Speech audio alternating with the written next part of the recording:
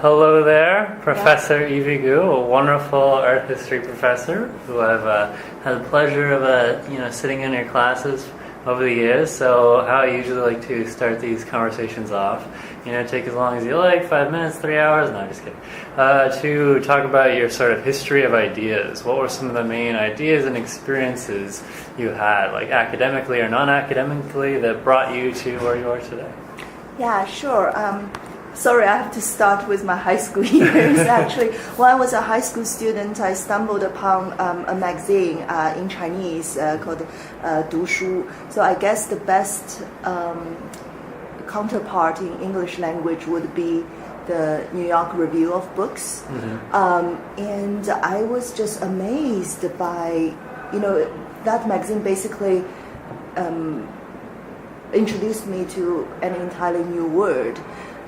Majority of the reviews are written by professors. So all of a sudden I discovered this profession, so there are these people whose job is to read and think and research and, write and teach. So I was pretty determined to become a professor myself. Probably one in humanities or even anthropology, cultural geography. And it was funny, that aspiration was fairly, abnormal at the time in the mid-1990s. In fact, the universities in China at that time were so concerned that the good, the high school students who had a good academic performance no longer wanted to be enrolled in those majors, things in humanities, social science, anything that's not in accounting, economics, management, computer science, So they came up with this solution, a fairly weird one in a way. They wanted to create these very prestigious undergraduate programs. Basically, they set up an enrollment exam half a year before the national enrollment exam to college, and they only gave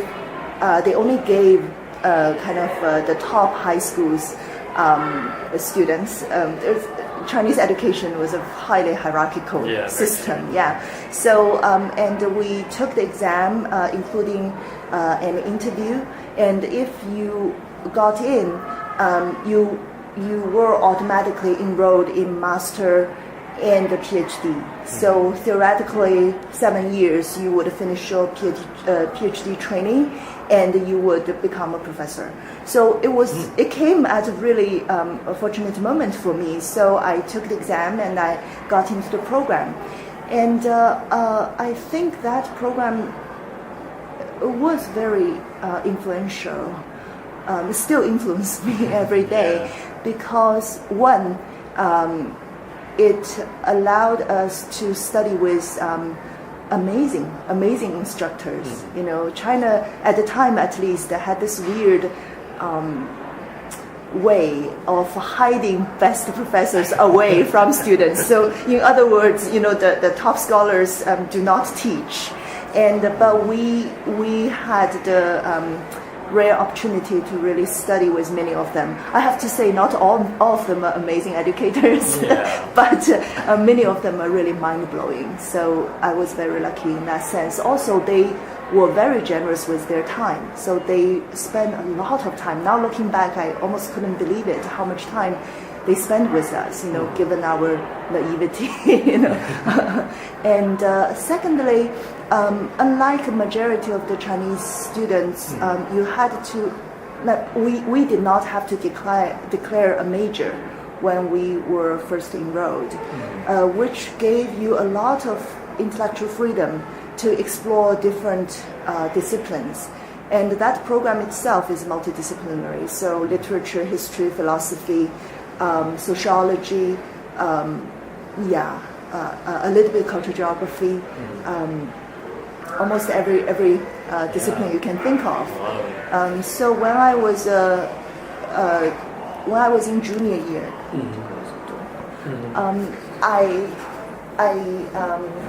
I discovered Gombrick. to be more precise, Gombrich's Stories of Art, the Story of Art, and the Chinese translation. And I was amazed. I never knew there was a humanities discipline called art history, because in China the university was modeled after Soviet Union, and art history was simply too bourgeoisie to be included as an official discipline. So we did not have it in universities. We have that in art institutes, but it's a very different setting. I mean, it's still the case today in China. So I realized that my dream is to become an art historian, and of course, there's no place to train you to become a university art historian. So I realized in the later part of my undergraduate training that I would have to go abroad. So at the time, U.S. was a natural choice, and I recognized I needed something other than Chinese classics, which was my major, my undergraduate major. So I became, I enrolled myself in the master program in archaeology. Because thanks to our program, we had the freedom to enroll into any program as we like. So the master program in China still takes 3 years. So that was a good, solid training on material culture. And then I went abroad, got a PhD in art history, and then I am here. So. Okay. So in a way, I guess it's a happy story. No? Yeah, it seems like a happy story. You had a very good time to explore. That sounds like just an incredibly unique program that you don't hear of these days, where you can, just get into a school and explore for a while instead of having to put down, what you have to do for the rest of your years and possibly the rest of your life, right there. But it sounds like you also had some really good educators during that time, and you got a very good sense of, the positives of academic life. And I think you definitely try to bring that environment to your classroom these days. Are there specific experiences you had with education back in China, or in other experiences that you still remember today and still use today? Like any really good teaching moments? Yeah, that's a good question. So, I guess students here are allowed to decide their majors kind of second year, third year, and they have the freedom to choose or change, shift their direction, right? But I guess what I would love to see more here is that sort of exploration done with intense discussion with the tutors, the mentors, the instructors, students' trust, because sometimes young kids don't even know certain things exist. So for me, I guess I was very lucky back then. I was introduced to lots of new disciplines on a daily basis. We were given the stupid idea that eventually we would become leaders of those unknown disciplines. And I would love, as much as I can, I would love to give my students that kind of ambition, that kind of really a broad horizon for them to build a dream. And academically, I mean, I know you guys are very ambitious, and you guys, many of you have amazing extracurriculum activities. But I kind of wish I believe there is more that could be done to help students to discover the beauty of different disciplines and to really find one, settle down with one that they feel happy with. And do you feel like you've settled down much into your discipline of art history, or there's still like what specifically drew you more towards this discipline than other ones? Like, doing your archaeology degree, I'd imagine, you had to have a good amount of motivation knowing like this is the discipline you wanted. And could you talk more about what made this discipline stand out to you and what, makes a discipline cool, period. Yeah, I guess I am fairly happy with art history. One, of course, is because art history is multidisciplinary by default, almost. So that I always feel happy that it's not just the discipline gives me the freedom to explore, but it almost requires me to explore in order to be a decent art historian. So that's one thing I love it. Even though nowadays every discipline has adopted a multidisciplinary aspect, but I think art history, given the fact that it is very young, it is a relatively young field compared to literature or history. So that part of art history really continue to fascinate me even today. And secondly, I guess, as I said, sometimes, what you were told as a young kid really stay with you. Yeah. So back then we were given this rather almost a little bit silly idea that we were to be leaders of various disciplines. You can never train leaders that way. It's very unrealistic. But I guess in a way that determination that if there's something that really needs to be done and no one is really doing it, wow, that's something that really attracts you. Now, of course, art history, especially Chinese art history today in North America, lots of amazing scholars work on it. So there's by no means I'm any kind of leader. However, I think that early conviction does encourage me to always look for fields or subfields, issues, questions that I guess was in a crude way off the beaten path.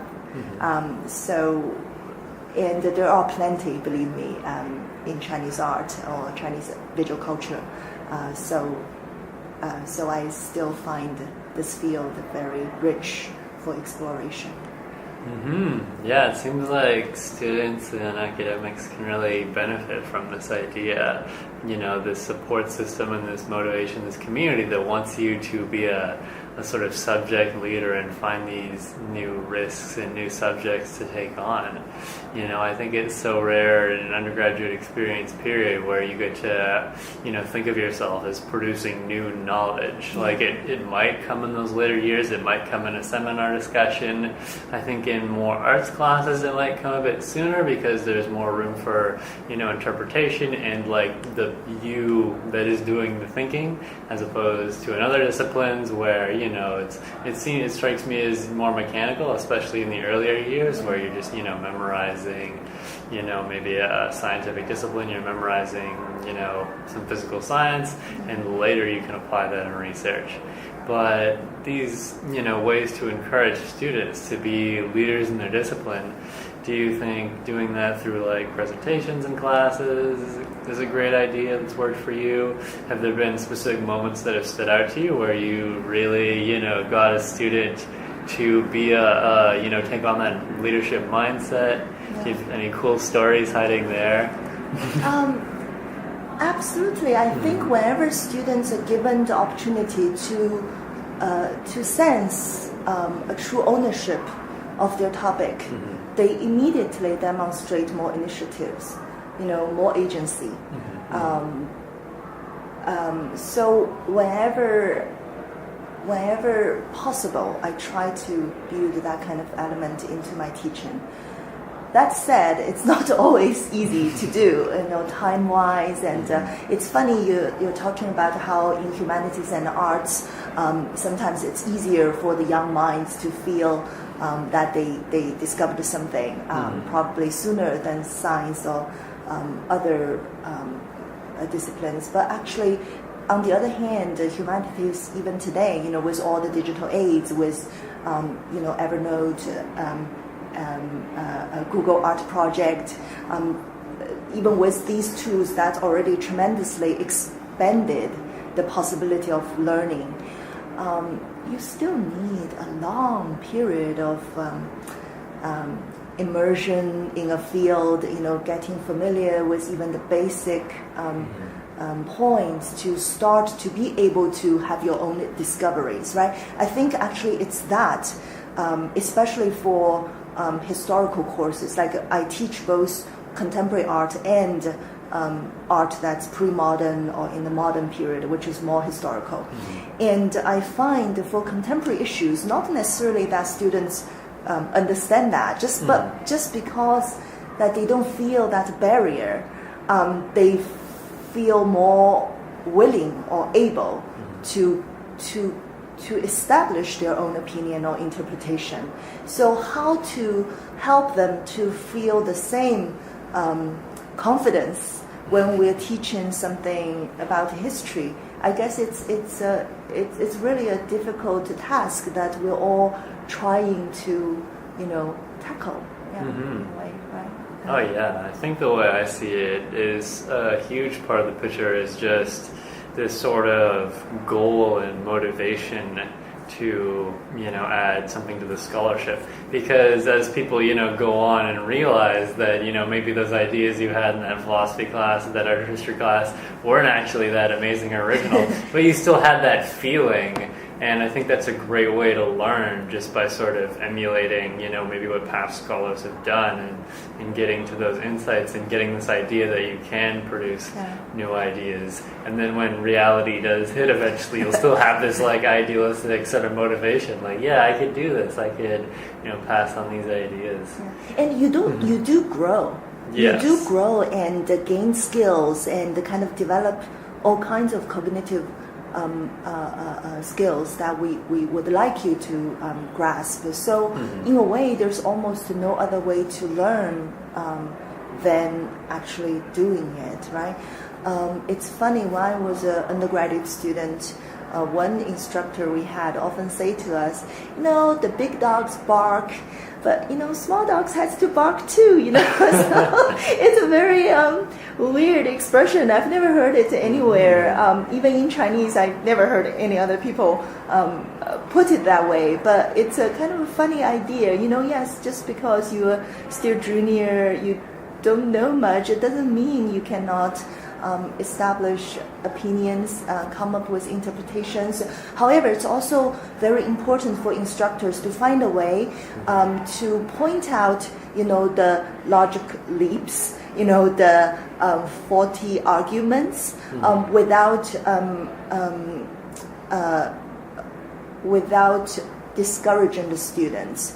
I guess normally I don't feel the fact that I was born and raised and educated in a very different cultural context hurt me as an instructor.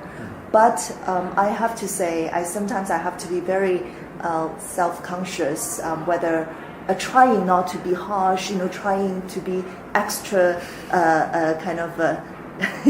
warm and encouraging, because I sometimes do worry that because I grew up in a fairly brutal system. If you made a mistake, you were wrong, and people would tell you very bluntly that you were wrong, you were incorrect.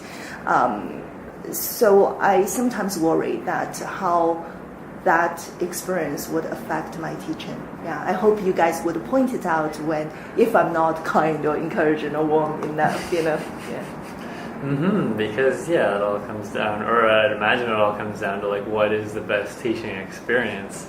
And I read that article you sent me a few weeks ago. It's about the big uneasy, the Oberlin discussion about positive spaces and academic ideas in university. And I'd love to get your thoughts on how the Chinese schools differ from more Western schools in the sort of creating of these thoughtful, open, curious, but also resilient students. And do you think that experience really worked for you over there, sort of just being challenged in these, harder ways and having to overcome that? Do you think, a lot of Western ideals could maybe borrow this while still maintaining the sort of accommodation, accessibility, and sensitivity issues? Before I say anything, I do want to clarify that I left China in 2002. I was a high school student in the early 90s. I went to college in the second half of the 1990s. So whatever I have to offer is no longer, I guess it's no longer the current situation in China. But so instead of comparing Chinese experience or Chinese education environment with the Canadian one, maybe I would just present it as my own experience. We did not have syllabus when I was a college student. We would be given a list of books that we were expected to read. We chased after our instructors for more readings, more recommendations. We spent a lot more time reading. So sometimes I think, I don't know whether it's because there's no one told you, please read page 5 to page 37. I don't know whether without that sort of very mechanical, kind of tightly controlled reading list, actually encouraged students to explore more, or whether, it's something often puzzles me. However, the stake is so high that I couldn't really experiment with, let's say, one class. I just, I no longer give you a reading list and let's see whether you actually are motivated enough to read. I never found the opportunity to test that. So how to make sure that, how to present the assignments as something that students want to do instead of something that you force upon them. I kept wondering about whether there are better practices out there, and whether there is room still in my own teaching to experiment with different methods. I don't have a good answer to that. Sorry, I feel like I'm kind of going off track. No, there's no going off track in this. What is there something particularly good about my experience?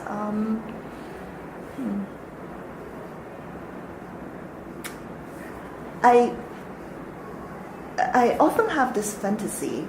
However, this almost is a little bit beside the point, given how international, how multicultural our UTSC students are. Because sometimes I wish I would be able to sit in a high school classroom, a typical high school classroom, to see what my students were used to before they entered my classroom. How they were, how they learned reading, how they learned writing. But I guess, as some of our previous conversations suggest, each student here is a little bit different, right?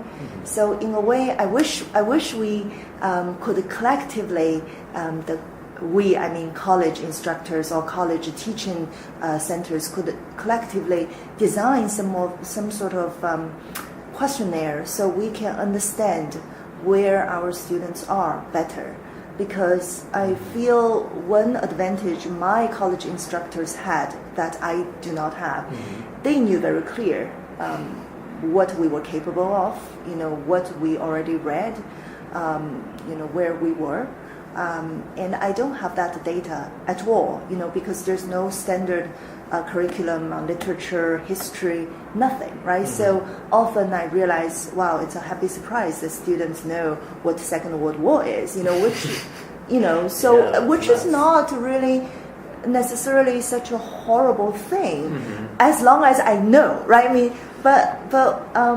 So in a way, so there are actually two issues here. One is, how can we find a way to really understand our students, their knowledge base, their working habits?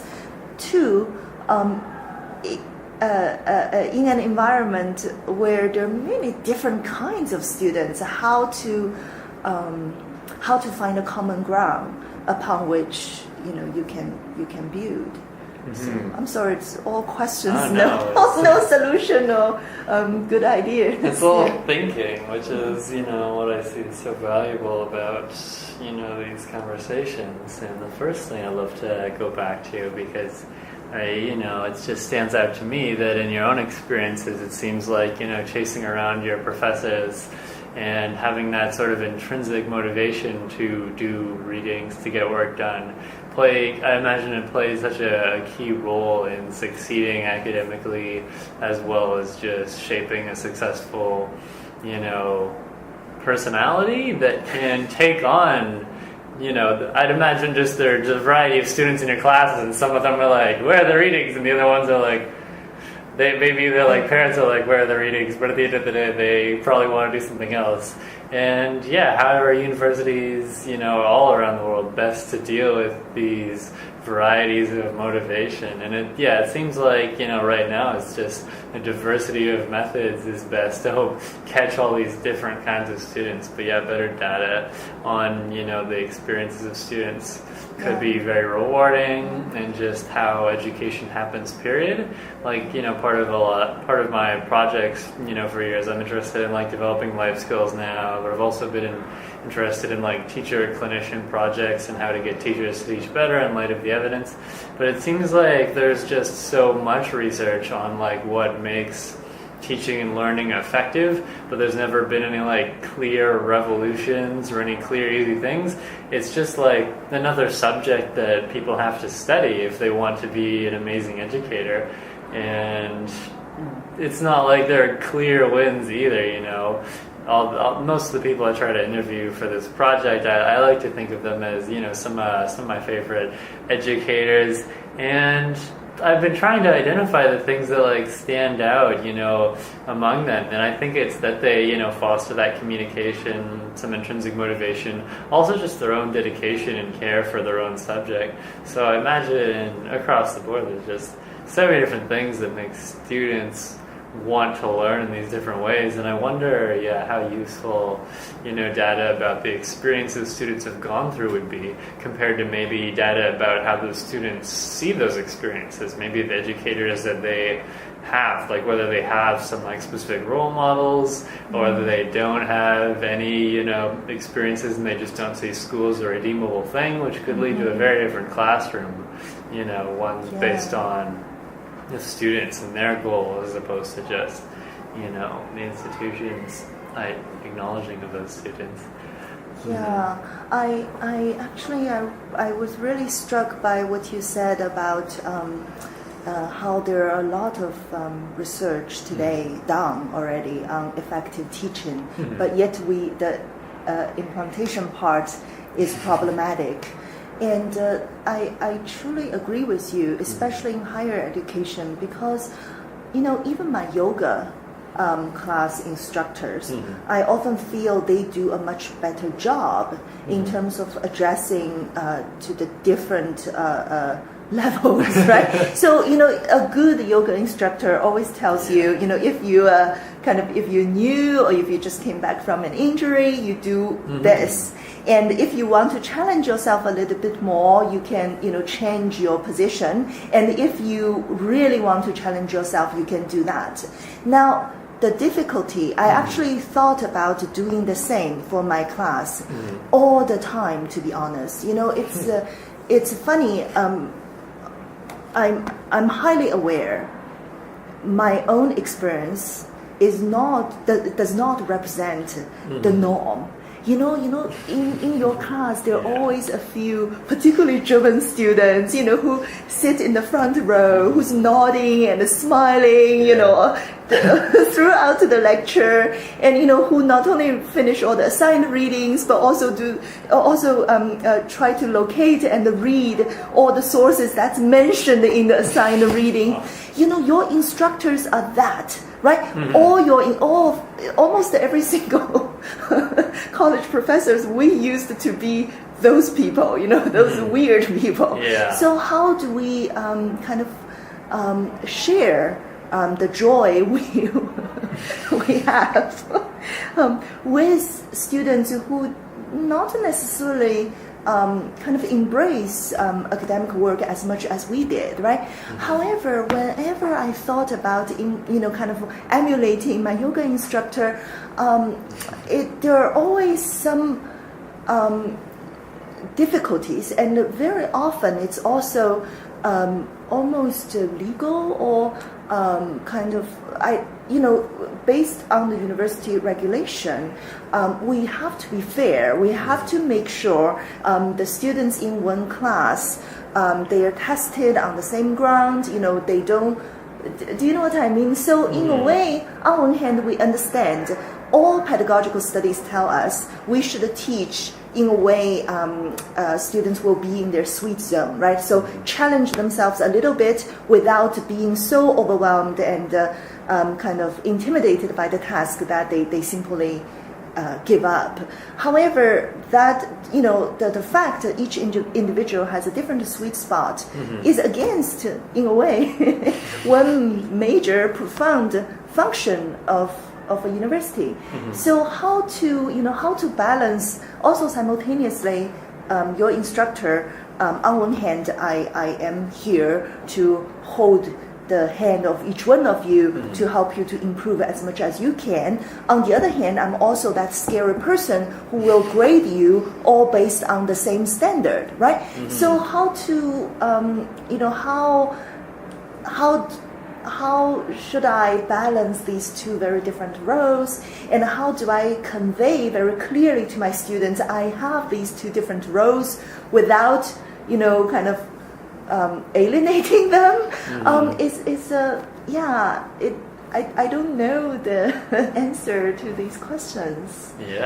No, it's a serious challenge. Maybe worth writing quite a few articles, even though I'm sure there have been plenty of articles in this before. I encountered it a very long time ago, sort of thinking of it as the two faces of academia. You have the curious educator, the student, the student who is the teacher who wants to just bring ideas around, but also sort of the administrator that needs to think about the outcomes and keep students in a sort of group that is measurably going to get them, jobs or prestige or whatever they come to university for, because often so many students, this is one of those hard truths that of course I love, learning so much. I go talk to professors and go to classes, but I imagine most students, the main reason they come to university isn't just to learn and grow as a person, but they need the practical social reasons that reflect the society we live in. You need the job or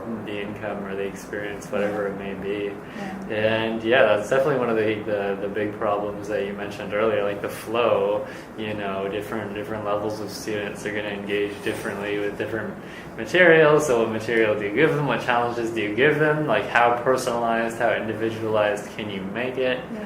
And that's why I like just running away and pointing at other education models, period, like Finland's, where they have so much less measurement of student. Well, they have just as much measurement, but none of it is explicit and tested. All the measurement is just communication. The teacher just monitors the progress of the student and they'll suggest things. So instead of reducing the student down to a number every couple of months. Even in college? Mostly throughout the entire school. As far as I could tell, in my research.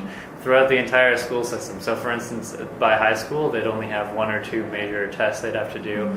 And then in college, I don't know if they have any specific tests. I think there are the sort of not written tests, but practical performance sort of assessments where the teacher themselves isn't, being, given a specific time to perform, but over time their performance is just monitored by a mentor, and through these consistent conversations, which is in itself a form of measurement and performance review and testing, but through this more personalized look at education, I think you see a lot more just happiness and intrinsic motivation and, benefits of education being fostered.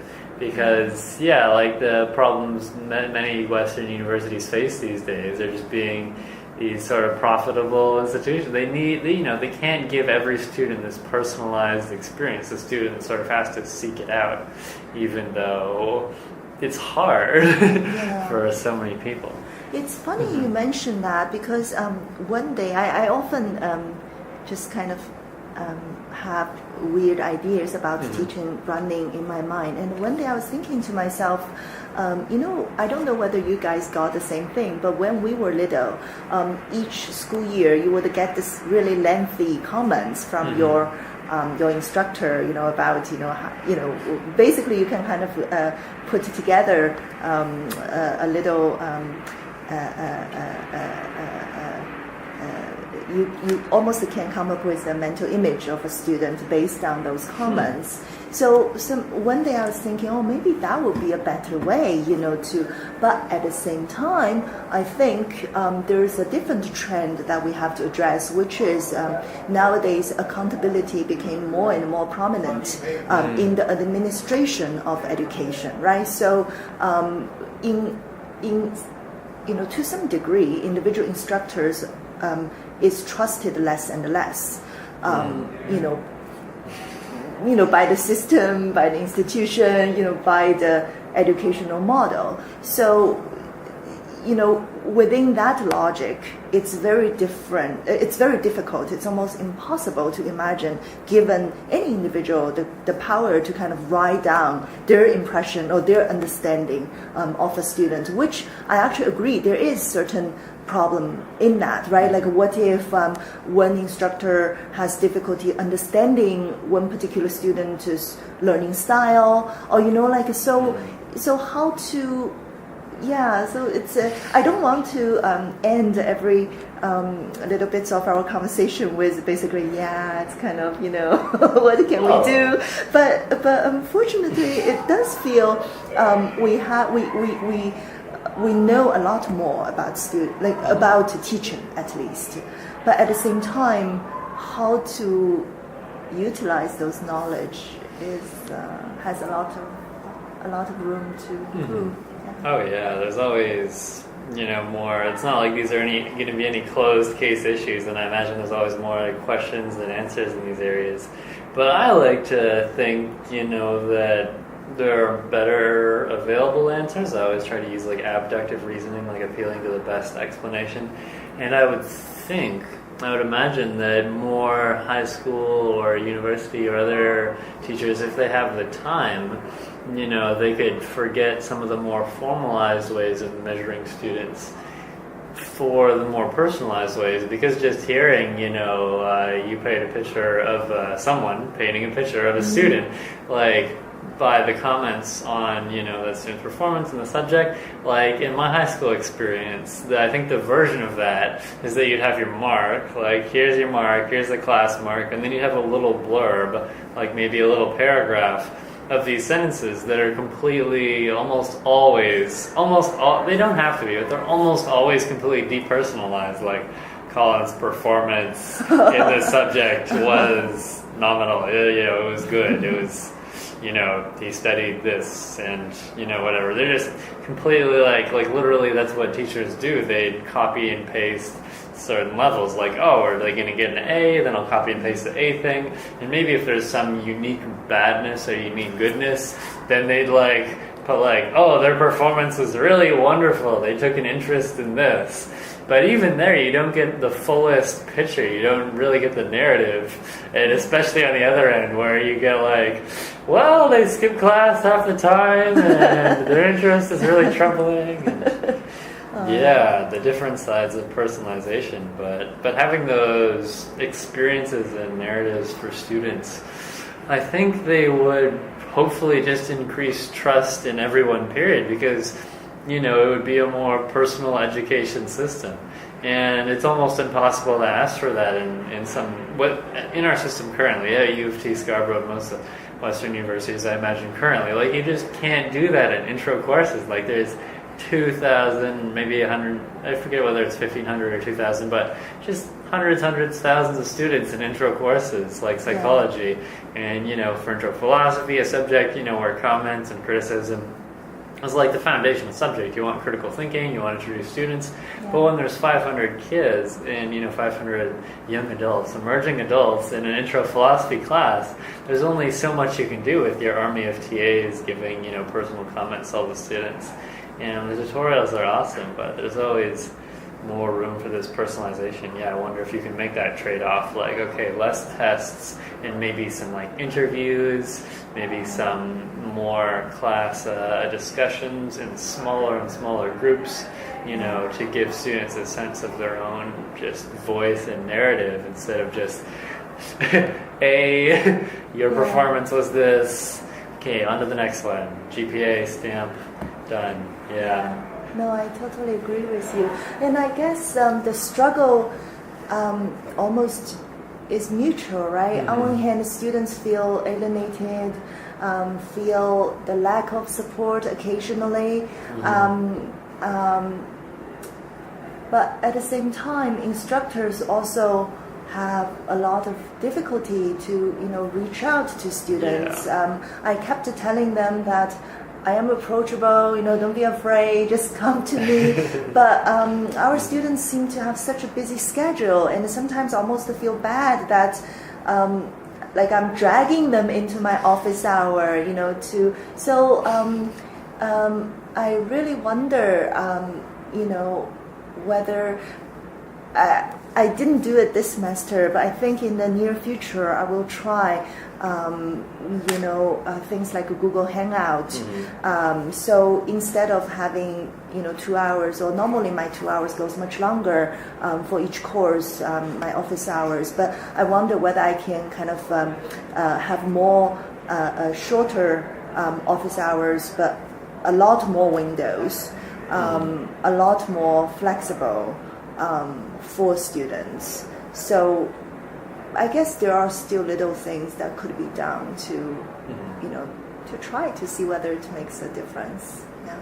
Oh yeah, and another random tip, trick, tactic that one of my favorite professors from years past used was she had interviews or just little, so instead of having like a 2-hour office hour for students where they could just come in like near the end of the semester to work on their papers or to work on the exam material or whatever, she'd book them in for like 5-minute chunks. Like you're gonna come for like 10 minutes, you're gonna come for 10 minutes, and I think it was optional. Like you don't have to come for the 10-minute chunks, but it's sort of expected that like, okay, this is like time, and even if it's only like 10 minutes a month or whatever, where we can talk about your assignments, can talk about your life, and move towards these big abstract goals in a small meeting. Also, I just have to mention at the at the thing we were just talking about relating to student performance measurement, it reminded me of the art piece we saw in class today. I think it was Song Dong's when he's stamping the water, and I was just thinking of like, is this like a metaphor for like educate? Could this be a metaphor for like education and like students? Like you see like professors, like they're in a line in like a river with their like big like textbooks, and they're just sort of like stamping like the waves of students like sort of coming in, and some of the students are like receiving the ideas, other ones are just like, no, it's like terrifying.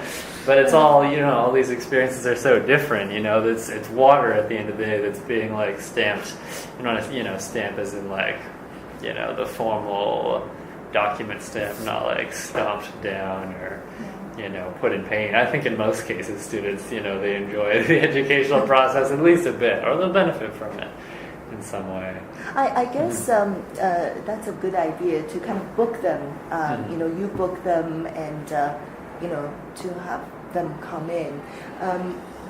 I think I will give that a try, at least for my B-level courses. Another thing, it's interesting. The other day I was talking about teaching with a colleague, and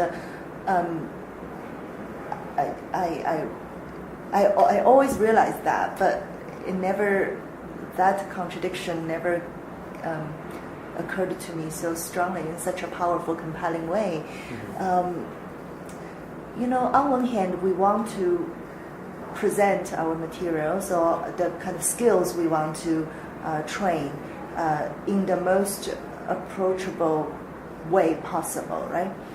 on the other hand, the word is not, once they go to the real world, no one is going to kind of digest, all the materials they're going to encounter in that way for them. So I hear the cry. Students feel like, not all of them, but quite a few of them feel more needs to be done to make the materials approachable and to make it to facilitate a success. But at the same time, where is the boundary? At which point it becomes, should we make an animation short for every concept? Of course, it becomes much easier to digest, easier to remember. However, it also simultaneously takes away the duty of critical reading and the ability of, kind of extract useful information from, from the material away from students, right? So, or should we do more, be more popularist in the A level, B level, and start to change at C level? What is the good way to do it? Yeah, I find that concern real and valid. And I find, so bring in another example in a study I really like. So from a conversation we had before, I mentioned like the spectrum of like, comfort and suffering and achievement of the suffering and just sort of, moderate performance of the comfort. And another reason I like to bring that up now is because one of my favorite sort of studies done on education, done by a favorite YouTuber of mine, Veritasium. He's got these cool science channel videos. And basically what his PhD was on like science video education. So he did a study, with different videos of like demonstrating a physical science concept, like, you throw a ball in like a hoop, like what happens? And they shot the video in different ways to make it like clear, and they shot another one where they just, explain things in the most simplest way possible as opposed to a detailed, examination. And then they did another way to shoot the video where, they demonstrate like misconceptions first, and then they'd have like someone else come in, another person come in and like challenge the person. So there's like this sort of confusing dialogue. And when students would watch these videos and then do tests on their performance to see if they actually learn what the video was trying to show them, like the clearer it was, the more confident the students were that they had like learned. But they didn't show that performance in the test. They barely learned anything. But when the students felt like crappy and confused, like, what the heck just happened in that video? Like, this person came in and like, I don't know what to believe.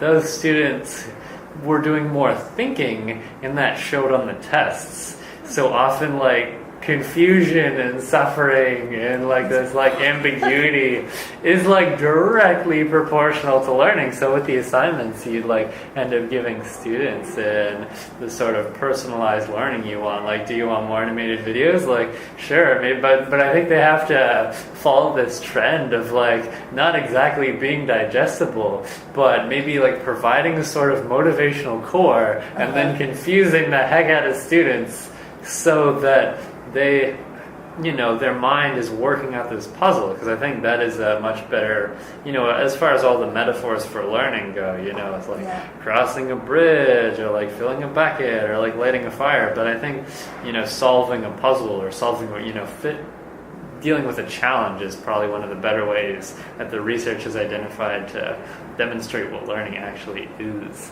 Absolutely. Thank you very much for sharing that. I could just dump these ideas for days. That with me. Yeah.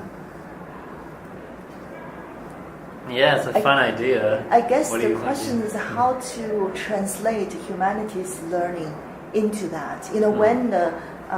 When it's a science concept, there's a very clear goal you want to reach, right? So I guess for any question, answer, that kind of knowledge, it's relatively easy to design demonstration, to design quiz, But for humanities teaching, ultimately, you're training students to be able to kind of come up with their own questions, go beyond a set of rules, right? So how to translate that expectation into little bits, you know?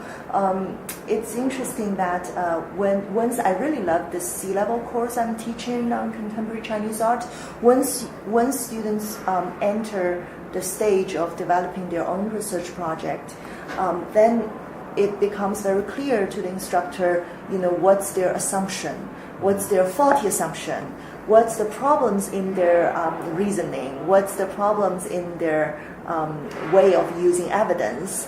But I haven't yet found a way to systemize that. It's almost as if everyone is so different, every project is so different. You can address that very well on individual cases. And over the years, I actually write down, I keep a record of I was hoping I would be able to compile a list of common mistakes they make. So far, I have a few. However, it's never as nuanced as I could never come up with a list so nuanced that every student, if I design a quiz or demonstration based on that, they are sufficient for me to, you know, help students. So, so in a way, I think it's funny that, you know, how the digital tools and the ease to make videos and to do lots of things today, I think they helped the teaching of science dramatically. They help the teaching of language dramatically. But how can we make it help the teaching of humanities dramatically? I really haven't found kind of this revolutionary new way. But who knows? Maybe next year. Yeah, you never know. You have to stay hopeful. Yeah, do you think that's because maybe the methods are different? Because when I think of, you know, learning the humanities, for me what's important often is like, yeah, as you're saying, like coming up with questions, like the underlying thinking tools themselves. And do you think that can be sort of put into maybe like online videos, the sort of methods you try to teach in your classes? Or do you think it needs to be sort of done through practice, through actually doing the thing itself, whether it be writing or research? Yeah, I thought about it. I always also, for a while, you know, the gamification was, I guess it still is a big trend, right? So I actually imagined, you know, if I design my course as a game, you know, to use each skill as kind of one barrier or one bomb that will, you know, kill the avatar of my students, you know, what it would look like. But at the same time, I realized ultimately, actually, it's very difficult it's almost pointless to do that because, in a way, through reading, students discover those things through reading. You really don't have any other way to replace it. So unless our society decides that, as a whole, texts are no longer the main means of communication, then I think in that future, on that day, the education of humanities would be very different. But right now, I mean, I almost feel we are in between paradigms. I start to see that coming. And I think lots of humanities scholars feel depressed about it. I mean, inevitably, you know, it's something so profound to your being, so profound to the world you know and love, that is, no one can deny it, in decline. You know, students are more used to other means of communication than writing. So how to, you know, is that, you know, would humanities have the same function, role, status in that new world that belongs to a different cognitive paradigm? Or would we truly be marginalized, you know, to the point that people will submit a CV that's more a video than a written thing, you know? So those are really larger questions that's kind of, lingering behind your choice of teaching methods, weirdly. That is super interesting. Oh my, yeah, I wonder how many educators in what role they see themselves in, because I really take an interest in education in our topics, and I just imagine most professors, they're thought of as these sort of subject-tied thinkers. Like, if you're going to do art history, you're an art history educator, and like, here's your research, and here's that, that's applying. But I think the insights in our conversation sort of go across a lot of different subjects and a lot of, you could call education a subject that just is relevant to pretty much all the other subjects where, you want education to happen in. And do you see your role as sort of balancing between these two ideas consistently, or do you manage to find a lot more motivation, interest in one setting? In other words, I'm wondering how much do you see yourself as just sort of the researcher of our history, and to what extent does that drive your life and motivation? Or have most of your interests these days been driven by the educational things we've been discussing, and how those maybe relate back to the research you do? I cherish my role as a researcher very, very much. I have to be honest, that's my first identity, I guess, my happiest moment. But at the same time, I don't actually, I had a rather heated debate with one of my former instructors, and she considered herself a learned man. Even though she's a woman, she literally used the word, she's a learned man, not an intellectual. I consider I aspire to be an intellectual. So in a way, that role, I guess, is even more profound and dear to me than my role as a scholar, right? So I guess in a way that's the roots of my being, and then one branch would be a scholar and the other branch is an educator. So personally, I don't view those two as conflicting with each other. I know there are a lot of discussions on how to balance those two roles, which is real. Like how many hours you spend doing your own work, and but at the same time, I mean, lots of the things we generate through research, they feed back to education, right? I mean, so in a way, it's impossible to. I personally, I am against this kind of idea. Just because our students are precious, it's important to give each one of them a really nice learning experience. Therefore, all of us should turn ourselves into liberal arts college. I'm not one of. I don't belong to that camp. So does that even answer your question? Is that what you... I think you're definitely going down the right area as far as answering the question goes. So I'd like to press further on, like, what do you see as the definition of the liberal arts college? Like, one made for students to explore these different ideas, or one that needs to incorporate scholarship in some way? Or, yeah. Actually, in a way, I really am not qualified to answer that question. I never had a liberal arts education myself. I never worked in a liberal arts college. So, but I think in general, it's slightly less research-driven. That's almost as much as I can go. Yeah, even though we have amazing researchers, amazing scholars in lots of liberal arts colleges, but I guess maybe the rhetoric emphasis at the university level will be different. Okay, Yeah. so But I guess I needed to clarify a little bit where I come from when I made that comment. I'm a little bit tired of, we are all highly aware of the problems of higher education. We are all highly aware of the challenges a public funded institution like U of T, those large research university face, right? We have problems and the challenges that face all kinds of university level institutions, and we have a set of specific challenges and questions to large research driven universities.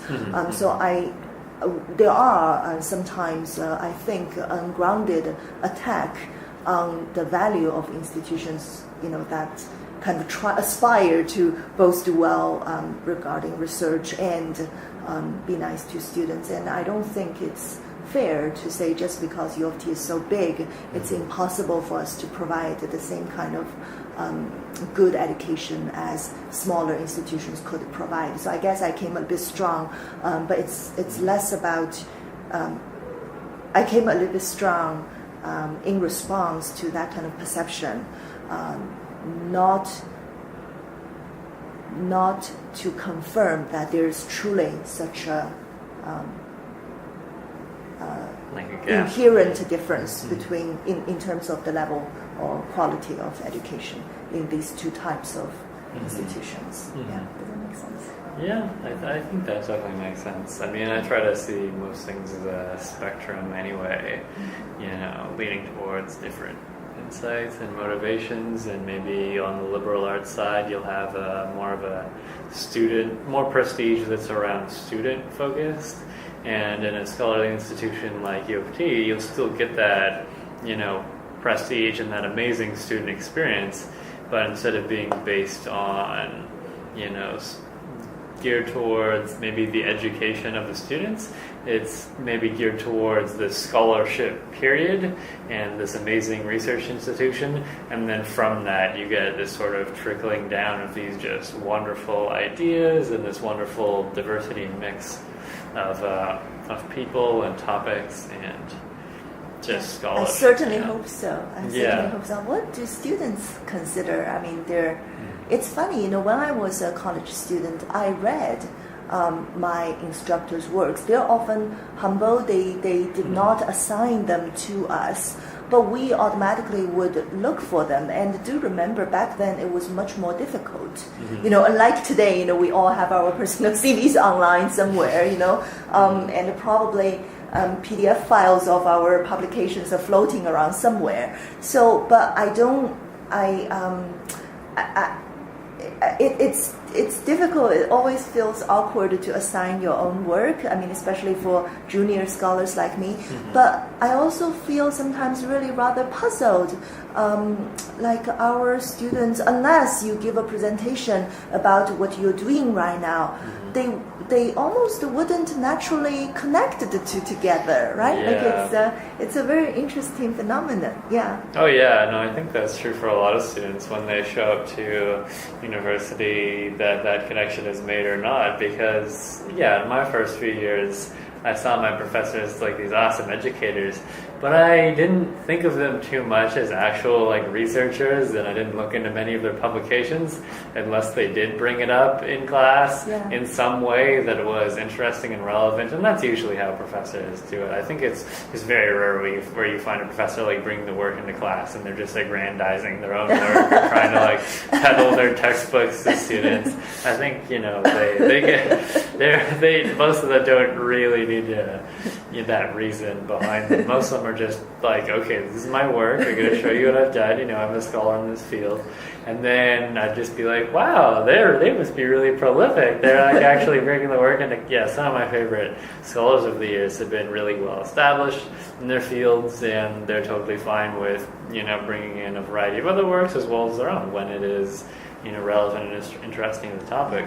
And I think that definitely can change the way students see their professors, because it gives a more accurate view of them as this academic, as this still almost a student role.